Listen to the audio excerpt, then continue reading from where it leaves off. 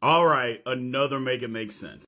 Look, I'm a die-hard Pittsburgh Steelers fan. I have been my entire life.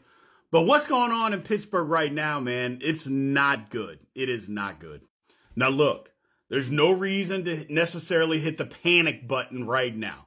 There are only 4 games into the season. There's a lot of football still left to be played. But I think that you can come to this conclusion and you can say this without anybody attacking you, or they shouldn't attack you. Mike Tomlin's way of doing things is outdated. Now, does that mean that Mike Tomlin is not a great football coach? That's not what I'm saying. I'm not saying that if Pittsburgh let him go, he'd get a job before he got out of the building. I said the same thing last year. But you have to adapt. You have to adapt.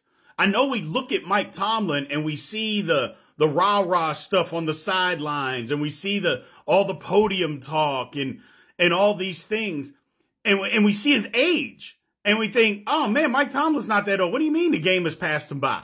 Well, just look at the product on the field. Look at the way that the Steelers try to go about their business. You can't win like that big-time football anymore. You just cannot.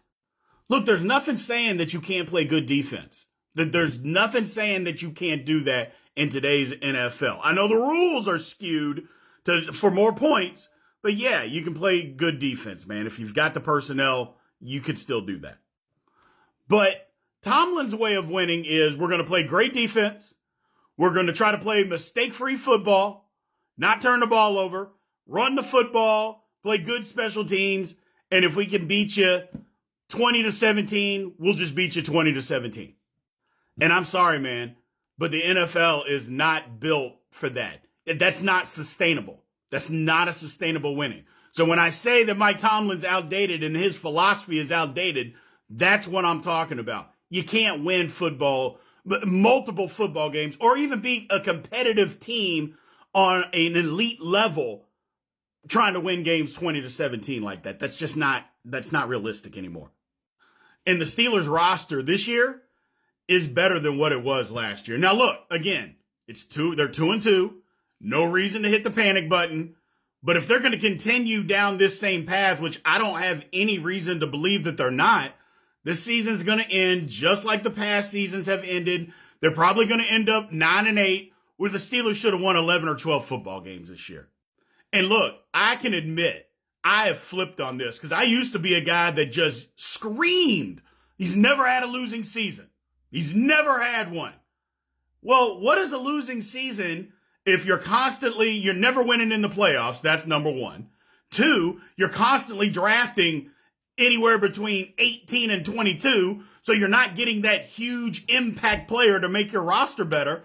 So who cares if you've never had a losing season, man?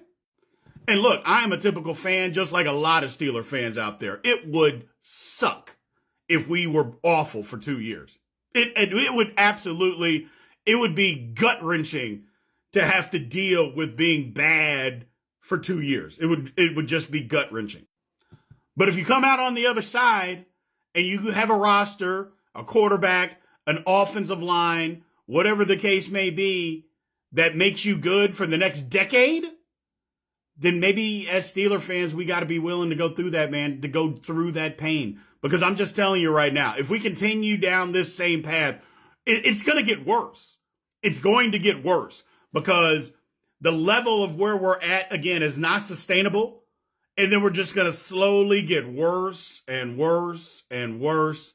And it's never going to get better, man. It's just never going to get better. So somebody out there, if I'm wrong, tell me I'm wrong. I don't think that I am. I love Mike Tomlin. But if Mike Tomlin's going to be in Pittsburgh, Mike Tomlin's got to change.